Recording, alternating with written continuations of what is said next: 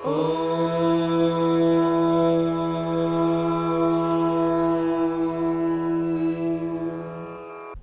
नमस्कार, मैं महेश बिस्सा माई astro club के कार्यक्रम में आपका हार्दिक स्वागत करता हूं।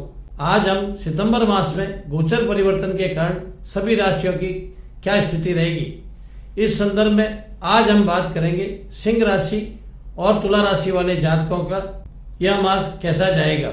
सितंबर मास में सिंह राशि और तुला राशि वाले जातकों का कारोबार कैसा रहेगा, नौकरियां कैसी जाएगी और व्यापार की स्थिति क्या रहेगी, लाभ कितना मिलेगा और आर्थिक स्थिति कैसी रहेगी और इन सब कामों में भाग्य कितना साथ देगा। उनका पारिवारिक जीवन और दाम्पत्य जीवन कैसा रहेगा, संतान की स्थिति कैसी रहेगी, शिक्षार्थियों की शिक्षा की स्थिति कैसी रहेगी और प्रेम संबंध कैसे रहेंगे। इन सब विषयों के बारे में आज विस्तृत रूप से हम इस वीडियो में बात करेंगे। साथियों, आपने अब तक हमारे चैनल को सब्सक्राइब नहीं किया तो तुरंत प्रभाव से सब्सक्राइब कीजिए और बेल का बटन दबाइए ताकि आगे आने वाला वीडियो तुरंत प्रभाव से आप तक पहुंच सके। सिंह राशि में वर्तमान गोचर स्थिति में लगन में सूर्य और बुध गोचर कर रहे हैं। पंचम भाव में बृहस्पति केतु के साथ वक्री अवस्था में धनु राशि में गोचर कर रहे हैं। षष्ठम भाव में शनि मकर राशि में वक्री अवस्था में गोचर कर रहे हैं और भाग्य घर में मंगल मेष राशि में गोचर कर रहे हैं और लाभ घर में राहु मिथुन राशि में गोचर कर रहे हैं और शुक्र द्वादश भाव में कर्क राशि में गोचर कर रहे हैं। यह वर्तमान में गोचर स्थिति है।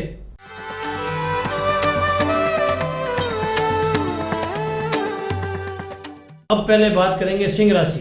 सिंह राशि का स्वामी सूर्य है जो वर्तमान में बुध के साथ लगन में ही गोचर कर रहा है। बुध धन और लाभ भाव के स्वामी है जो लगन में बुध आदित्य योग बनाकर सूर्य के साथ गोचर कर रहे हैं। जातक का स्वास्थ्य पूर्ण रूप से ठीक रहेगा और जातक अपने आत्मविश्वास के साथ पूरे माह काम करेगा। अब बात करते हैं धन की। धन की स्थिति में 2 सितंबर को बुध अपनी राशि परिवर्तित करके सिंह राशि से कन्या राशि में आएंगे। यह स्थिति जातक के लिए बहुत लाभकारी रहेगी। धनेश उच्च के होकर स्वयं धन घर में बैठे और लाभ का मालिक स्वयं धन में उच्च का होकर बैठा है और लाभ घर में राहु उच्च का है। यह स्थिति जातक के लिए काफी अच्छी होगी। यह धन की वृद्धि तेजी से करेगा और एक अच्छी स्थिति में लाकर आर्थिक स्थिति को खड़ा कर देगा। अब बात करते हैं कर्म की। कर्म का स्वामी शुक्र है जो वर्तमान में द्वादश भाव में गोचर कर रहा है। द्वादश भाव में शुक्र की स्थिति अच्छी होती है। जातक अलग अलग शहरों से व्यापार करेगा, अलग अलग ढंगों से व्यापार करेगा, चाहे वह ऑनलाइन व्यापार हो और चाहे सेल्स का काम हो। जातक अलग अलग शहरों में अलग अलग राज्यों में जाकर काम को बढ़ाएगा और अलग अलग ढंग से काम करेगा। यह स्थिति जातक के आर्थिक स्थिति को काफी सुडौल कर देगी और इस काम में भाग्य भी पूर्ण रूप से उसका साथ देगा क्योंकि भाग्य को बृहस्पति पंचम दृष्टि से देख रहा है और लाभ को सप्तम दृष्टि से देख रहा है और लगन को नवम दृष्टि से देख रहा है। यह स्थिति जातक के लिए और अच्छी है। जातक काम करेगा उसमें भाग्य पूर्ण रूप से साथ देगा और धन की वृद्धि भी तेजी से होगी। यह स्थिति 16 तारीख के बाद में और अच्छी हो जाएगी। 16 तारीख को राशि परिवर्तन करेगा और सिंह राशि से कन्या राशि में आ जाएगा। इसके कारण बुध आदित्य योग धन घर में बनेगा और स्थिति और ज्यादा तेजी से ठीक होने लगेगी। 22 तारीख को बुध परिवर्तन करेगा तुला राशि में। राहु और केतु राशि परिवर्तन करेंगे। राहु लाभ भाव से कर्म भाव में यानी कि मिथुन राशि से वृष राशि में चला जाएगा और केतु धनु राशि से वृश्चिक राशि में शुभ भाव में चला जाएगा। यह स्थिति जातक के लिए कहीं न कहीं तकलीफ देह होगी। व्यापार में कहीं न कहीं नए मोड़ आएंगे। आर्थिक स्थिति कुछ धीमी हो जाएगी। 27 तारीख को शुक्र की राशि परिवर्तन के बाद शुक्र राशि परिवर्तन करके सिंह राशि में चले जाएंगे। उसके कारण यह स्थिति में वापस गति आएगी और 29 तारीख को शनि मार्गी होने के बाद में यह स्थिति में और तेजी आएगी और व्यापार धीरे धीरे बढ़ता जाएगा और जातक की आर्थिक स्थिति पूर्ण रूप से अच्छी हो जाएगी। अब बात करते हैं नौकरियों वालों की। नौकरियों वालों की भी स्थिति बहुत अच्छी रहेगी। उनको प्रमोशन मिलेगा, स्थान परिवर्तन मिलेगा। इसके कारण उनकी भी स्थिति में धीरे धीरे सुधार आ जाएगा। प्राइवेट नौकरियों वालों के लिए नई नौकरियों के रास्ते खुलेंगे। वह प्रमोशन के साथ नई नौकरियों में जाएंगे। इसके कारण उनकी धन की स्थिति में भी काफी अच्छा सुधार आएगा। पारिवारिक सुख की दृष्टिकोण से यह मास ठीक है। इस माह में जातक के परिवार में शांति रहेगी, लोगों में प्रेम भाव रहेगा, आपस में मेल जोल रहेगा और भाइयों के साथ संबंध भी अच्छे रहेंगे। लेकिन 23 तारीख के बाद में केतु के वृश्चिक राशि में आने के कारण ये स्थिति कहीं न कहीं बदलाव लाएगी। मंगल की अष्टम दृष्टि के कारण पारिवारिक रूप से कहीं न कहीं तनाव रहने लगेगा, आपसी मनमुटाव रहने लगेंगे और स्थिति धीरे धीरे बदलती नजर आएगी। लोगों का स्नेह घटने लगेगा और जातक कहीं न कहीं इन परेशानियों में आंतरिक रूप से परेशान रहेगा। शिक्षार्थियों की स्थिति बहुत अच्छी है, शिक्षार्थी अच्छे पढ़ेंगे, अच्छे मार्क्स लेके आएंगे और प्रगति की ओर जाएंगे और धीरे धीरे नए सब्जेक्टों की ओर मुड़ने लगेंगे।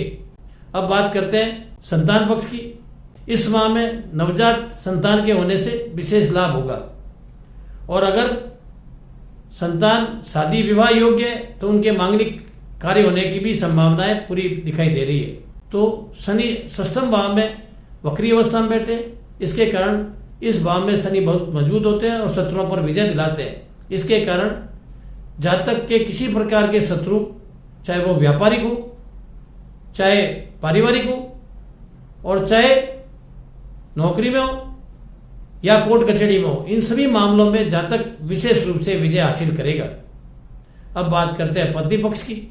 पत्नी का स्वास्थ्य कुछ नरम गरम रहेगा क्योंकि उसका स्वामी शनि षष्ठम स्थान में वक्री अवस्था में बैठा है और माह के शुरू में सूर्य सप्तम भाव को देख रहा है। यह स्थिति भी कहीं न कहीं परेशानी की रहेगी। जातक का थोड़ा बहुत मन मुटाव पत्नी घर से रहेगा और आपसी तनाव भी थोड़ा बहुत रहेगा, लेकिन 16 तारीख के बाद में तनाव की स्थिति धीरे धीरे कम हो जाएगी क्योंकि सूर्य परिवर्तन के बाद में यह तनाव धीरे धीरे कम हो जाएगा। लेकिन स्वास्थ्य की दृष्टिकोण से कहीं न कहीं रहेगी, जो 29 तारीख के बाद में शनि के मार्गी होने के बाद में धीरे धीरे कुछ कम होती नजर आएगी। जातक इन सब परेशानियों से निजात पाना चाहता है, विष्णु मंदिर में बेसन के लड्डू चढ़ाए और पीले पुष्प चढ़ाए और गरीबों में सप्तदान बांटे तो ये स्थिति धीरे धीरे ठीक होती नजर आएगी और जातक पूरा माह शांति के साथ निकाल लेगा। साथियों, उसके बाद भी आपके जीवन में कोई परेशानी रहती है तो आप अपने जन्म पत्रिका हमें दिखा सकते हैं, उसका विश्लेषण हमसे करा सकते हैं और हमारे बताए हुए उपायों को करके अपने जीवन को सुखमय बना सकते हैं। इसके लिए स्क्रीन पर चल रहे व्हाट्सएप नंबर पर मैसेज कर सकते हैं, कॉल कर सकते हैं, समय लेकर अपनी जन्म पत्रिका दिखा सकते हैं।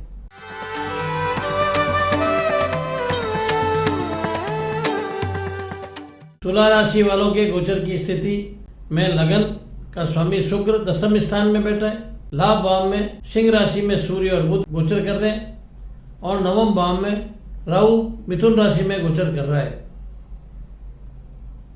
तृतीय भाव में बृहस्पति और केतु धनु राशि में वक्री अवस्था में गोचर कर रहे हैं और चतुर्थ भाव में शनि वक्री अवस्था में मकर राशि में गोचर कर रहे हैं और मंगल सप्तम भाव में मेष राशि में गोचर कर रहा है।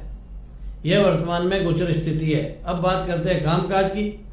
कामकाज की स्थिति में 2 तारीख को बुध सिंह राशि से कन्या राशि में प्रवेश करेंगे। इसके कारण जातक का व्यापार बाहर की ओर मुड़ने लगेगा। जातक ऑनलाइन काम करेगा, अपने व्यापार को धीरे धीरे दूसरे शहरों में और दूसरे राज्यों में बढ़ाने लगेगा और नए नए ढंग से नए नए व्यापार करेगा। इस काम में राहु उसकी पूर्ण मदद करेगा और राहु की मदद के कारण जातक जो भी काम परिवर्तन करेगा उसमें पूर्ण रूप से उसका भाग्य साथ देगा और लाभ की स्थिति रहेगी और जातक का व्यापार धीरे धीरे बढ़ने लगेगा और धन की स्थिति अच्छी होने लगेगी। सरकारी नौकरियों वालों के लिए भी विशेष रूप से प्रमोशन होंगे और स्थान परिवर्तन की स्थिति भी दिखाई दे रही है। प्राइवेट नौकरी वाले नौकरियों में परिवर्तन करेंगे जिससे उनके भी लाभ की स्थिति अच्छी रहेगी। लेकिन 16 तारीख को राशि परिवर्तन करके सिंह राशि से कन्या राशि में जाएगा। यह स्थिति जातक के लिए कहीं न कहीं लाभकारी होगी। जातक बाहर के व्यापारों में अधिक जुड़ने लगेगा और लाभ की स्थिति और अच्छी रहने लगेगी। 22 तारीख को बुध राशि परिवर्तन करके तुला राशि में आ जाएंगे और 23 तारीख को राहु केतु राशि परिवर्तन करके केतु धनु राशि से वृश्चिक राशि में चले जाएंगे और राहु मिथुन राशि से वृषभ राशि में आ जाएगा। यह स्थिति जातक के लिए विशेष अच्छी नहीं होगी। केतु धन घर में आने के बाद में धन की स्थिति में कहीं न कहीं खराब करेगा।